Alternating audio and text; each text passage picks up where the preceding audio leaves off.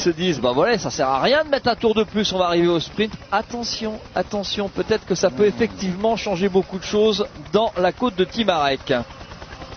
Bah, ça sert à user davantage, hein. Les sensations sont plus les mêmes, les jambes ne répondent plus. Il y a la volonté d'y aller, mais il n'y a plus toujours la fraîcheur, il n'y a plus toujours la force.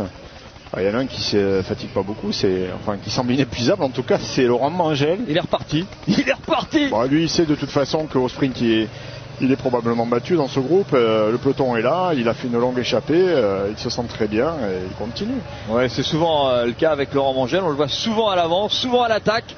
Grand coureur qui a un gabarit impressionnant, beau coureur. Je vous l'ai dit, hein, il a gagné une étape des boucles de la Mayenne, 3e de Paris-Camembert. Il a gagné pas loin d'ici la classique Loire-Atlantique, 3e aussi du classement par points des boucles de la Mayenne pour 2010 notamment. Et puis il avait gagné une étape sur le Tour de Wallonie. Et puis c'est surtout un bon rouleur, hein. Et là il est sur une partie favorable. Il va apercevoir maintenant la côte de Timarec, c'est la dernière fois qu'il faut la gravir. C'est la montée décisive avec l'équipe Liquigas qui est lancée à ses trousses. Alors, 5 km à tenir, ce sera compliqué. Est-ce qu'un grimpeur, quelqu'un qui aime les côtes, va attaquer? Laurent Mangel va être absorbé par l'équipe Liquigas qui décidément pourrait bien travailler pour Peter Sagan qui pourrait avoir Corène comme rampe de lancement. En tout cas, gros travail de l'équipe Liquigas. Laurent Mangel, chapeau, bravo au coureur français qui a été excellent. Salut à Christophe Moreau qui a été très bon aussi. Et là, regardez, est-ce en tout cas, ça va vite, hein. Ça va pas être facile de sortir, hein. Là, est-ce qu'un grimpeur va pouvoir sortir? C'est pas évident, c'est pas gagné. Ça va pas être simple. Et est-ce que sinon on va avoir une explication de sprinter? C'est pas sûr non plus, hein, parce que là, le tour supplémentaire, 248 km 300, regardez, il y en a quelques-uns qui, comme dirait Laurent Jalabert, ont des pattes de cuisse. Gurvan, Motoson, direct. C'est impressionnant le dénouement de ce Grand Prix de Plouay 2010. Il y a des attaques qui fusent sans arrêt, vous le voyez. Et puis il faut signaler que, ça y est, derrière, le peloton a complètement explosé. Il est scindé en deux, voire même en 3 groupes au moment même où ce coureur de la Cervélo, on est un petit peu loin, je pense que vous allez le reconnaître. On va le laisser passer devant nous pour vous donner... Voilà, c'est le 211 qui vient de passer devant nous et qui a fait le trou, mais ouais, c'est quand même très dur. C'est quand même très dur. Davide Apollonio, le coureur italien de la Cervélo, qui est en train de... C'est pas lui qui a remporté la dernière étape du Tour du Limousin? Faut que je regarde, vite fait. Roras, il a fait 2 fois. Federigo qui est pas loin là-bas derrière. Hein. Roras, il a fait 2 fois 2e du Tour du Limousin. C'était à Limoges et à Boussac, hein, cette année. Il avait fait 2e en Suisse aussi. Hein. Voilà, Apollonio, le coureur italien est à bout. Ouais, c'est ça. 248 km 300, c'est beaucoup. Et dans cette côte de Timarec, à un moment, les jambes vous lâchent. Il y a encore quelques mètres d'avance. Ça bouge. C'est pas dit qu'on ait une affaire de sprinter aujourd'hui. Regardez comment on sort du côté. Là, je crois que c'est la Garmin Transition. C'est ça. Pierrick Fedrigo qui est en 3e position, là. Peut-être Ejdal ou Daniel Martin qui a terminé l'année passée à la 5e position ici. Ouais, le coureur irlandais qui va très bien, le neveu de Stephen Roche. Très en forme ici. Et il vient de gagner le Tour de Pologne. Oui. Il semble bien que j'ai aperçu Ryder Ejdal là en 3e ou 4e position là-bas. Là. Le grand, il semble bien que c'est Ryder Ejdal. Gurvan. Et pour vous signaler le gros travail d'abord d'un breton, il s'agit de Julien Simon, encore un coureur de Stéphane Hulot, et ensuite le gros boulot également de Pierrick Fedrigo et le retour dès l'arrière sur le petit groupe qui s'est formé de monsieur Vino Kourov qui est revenu également en costaud. Mais là vraiment encore une fois j'ai l'impression de me répéter depuis quelques tours, mais c'est Fedrigo qui nous fait une très grosse impression. On a l'impression qu'il temporise derrière les 2 hommes de tête. Je voudrais pas vous contredire, mais si vous avez vu Vinokourov, c'est pas bon signe parce qu'il n'était pas sur la liste de départ et on l'a pas vu ce matin. Donc c'est un petit peu embêtant. Hein. Je peux même vous dire qu'il n'est pas là. Je le sais, il est à Monaco chez lui tranquillement et prépare les championnats du monde. Et Pierrick Fedrigo, c'est quand même une course qui lui convient bien. Hein. Oui, vainqueur il y a 2 ans, 2e l'an passé. Le voilà à nouveau en passe de jouer la victoire hein, derrière Martin. C'est bien lui. Attention à Daniel Martin, hein, parce que quand il a gagné le Tour de Pologne, c'est sur un coup comme ça. Il a résisté Bon, alors c'était beaucoup plus difficile, mais la côte était longue. Il a résisté à un peloton qui était pourtant lancé à sa poursuite. Il a fait un sacré numéro et c'est là qu'il a forgé son succès. Regardez, il va falloir venir le rejoindre. Attention, parce que c'est comme ça qu'il a gagné le Tour de Pologne début du mois d'août. Hein. Ouais, ce qu'on peut déjà dire, c'est que ce tour supplémentaire, il a fait de gros dégâts. Ah, il n'y a pas de sprinter, hein. Là c'est regardez, sûr. C'est un ordre dispersé. Ça c'est sûr. Si on voulait éviter les sprints, c'est gagné. Enfin, je crois pas qu'on ait un sprint. Hein. On essaie en tout cas de ramener le peloton, mais il n'y a pas la distance. Hein. Il reste 2 km. Ce ne sera pas suffisant pour revenir sur l'avant, à moins qu'il y ait un gros marquage, ce qui serait très étonnant. Allez, on va devant parce que là c'est Daniel Martin qui nous intéresse. Ça c'est voilà, merci Christophe Baudouin, notre réalisateur, facile d'être partout, je sais. En plus on n'a pas les moyens du tout. Regardez comment on est dans l'eau. Timarek, comment c'est un petit peu éparpillé partout.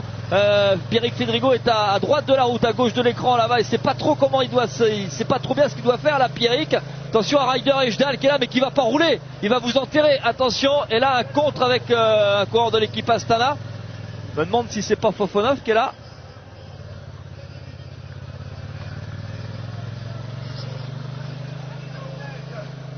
C'est Jérémy Galland ici avec ses chaussures jaunes. Qui vient de gagner lui aussi, hein, Jérémy Galland. Ouais. Hein. Et il va vite au sprint celui-ci. Hein. S'il y a regroupement, attention. Hein. L'équipe Sorgelation aura animé Plouay 2010. Hein. Là-dessus, on peut pas dire. Attention, Daniel Martin en train d'être rejoint par le coureur de l'équipe Astana. Et il y a les mains en cocotte, toujours, les mains en haut du guidon. Ah, ça peut aider Daniel Martin, là, le coureur de Liquigas qui revient. Sinon, ça aurait pu temporiser, mais ça ne temporise pas. J'ai peut-être été un petit peu vite en besogne, hein, parce que ça se regroupe. Ouais, c'est en train de se regrouper. C'est pas vrai. Hein. Ça se regroupe, c'est quand même assez étonnant. Hein. Et voilà la flamme rouge pour Daniel Martin. Oh là, il est optimiste. Hein.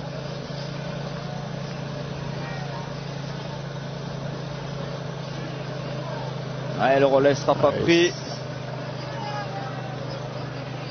Daniel Martin là qui est en train de lâcher prise. Ce tour-là aura fait mal aux jambes, mais finalement, eh bien, on a quand même un regroupement. Alors c'est un petit regroupement, mais on est dans le dernier virage. Oh attention, pas déchaussé là, ça c'est. Alors là, on va quand même assister à un sprint. Bah ouais, comme quoi, bon un petit sprint hein, quand même. Hein, ça aura fait l'écrémage quand même. Hein. Ah, est-ce que Romain Feuillu est là? Est-ce que Tyler Farrar est là? Est-ce que Tyler Farrar est là? Tyler Farrar est là, regardez-le. Il est en tête, mais c'est pas lui qui va gagner. Non, parce qu'il était il est parti un petit peu tôt, il a été présomptueux et encore une victoire de l'équipe HTC Columbia qui s'impose avec la victoire de Matthew Goss, le coureur australien du team HTC Columbia. Troisième, Johan Ofredo, troisième au sprint. La victoire de Matthew Goss, on l'avait dit tout à l'heure, lorsque cette équipe HTC Columbia. Et c'est pas Horace qui fait 2 ?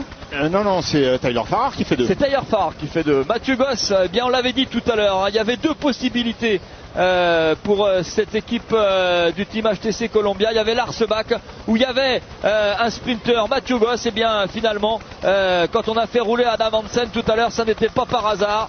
C'était parce que le coureur australien était en forme. Et la victoire donc du sprinter australien Matthew Harley Goss ici à Plouay. Pour cette édition 2010 qui aura été remarquable. C'est la 4e victoire cette année pour le coureur australien. 4e victoire pour Matthew Goss qui a réussi à battre au sprint Tyler Farrar. Et finalement, eh bien, dans les conclusions du jour, on a rajouté un tour, on a rajouté presque 20 km, mais on a quand même eu, voici Jean-Yves Tranvaux en gros plan, le président de l'organisation, on a quand même eu un sprint avec des sprinters. Oui, il y avait quelques sprinters qui ont réussi à passer, mais il y a des sprinters qui passent bien les bosses. Hein. Alors ça a été un regroupement avec un sprint, c'est bien. Ça. Il faut noter quand même, Thierry, que le championnat du monde cette année fait rêver les sprinters parce qu'il est accessible aux sprinters. C'est pas gagné, hein, une arrivée au sprinter. Et regardez, image sympathique, les adieux du grand Christophe Moreau, très ému Christophe. Et nous aussi, parce que c'est un garçon qu'on aime beaucoup, qu'on apprécie beaucoup. Les adieux de Christophe Moreau au cyclisme professionnel.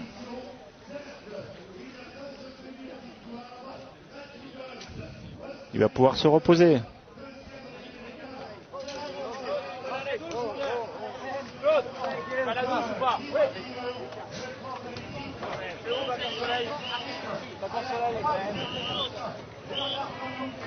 Et alors je suis en train de vérifier quand même ce que je pense être une information véritable, c'est que c'est certainement la première victoire australienne à Plouay. Je pense que je ne me trompe pas, mais enfin bon, avant de dire des bêtises, mieux vaut vérifier. Il est parti un peu tôt Tyler Farrar aujourd'hui, pas très bien géré son sprint. Hein. Et Mathieu Goss, impressionnant. Hein. Les Australiens vont être forts chez eux. Hein. Tyler Farrar, Johan Ofredo 3. Ouais, Ofredo, c'est très bien ce qu'il fait. Hein. Attention, hein. Il est tout jeune. Hein. Oui, il sort du Tour de l'Avenir. Hein. Il était 11e à la hein. Classique d'Hambourg. Il est 3e ici au Grand Prix de Plouay après 250 km. C'est un tout jeune coureur qui tient la distance. 4e victoire donc en cette année 2010 pour Mathieu Goss, la 15e de sa carrière, le vainqueur notamment de Paris-Bruxelles. Donc c'est que l'époque lui convient bien, hein, puisque Paris-Bruxelles c'est début du mois de septembre. Vainqueur déjà sur le Tour d'Italie hein, cette année. Il a gagné la 8e étape.